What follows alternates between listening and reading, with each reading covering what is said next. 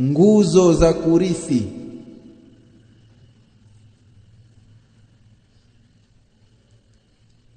Nguzo za kurithi ni 3.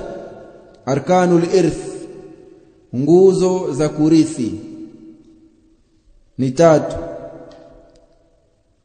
Warithun, mwenye kurithi mwenyewe.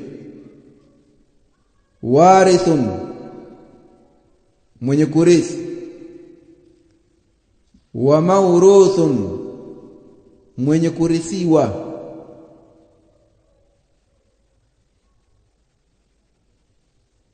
Mwenye kurithiwa. 3. Alhaqqul mawruth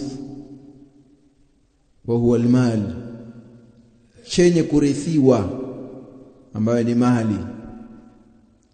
Kwa hiyo kwenye kurithi lazima apatikane mrithi, mrithiwa na chenye kurithiwa. Tumeelewana hapo Warithun, mawruthun, haqqun mawruth, mwenye kurithi na mwenye kurithiwa ambaye ni nani? Baba Wanakimbilia baba.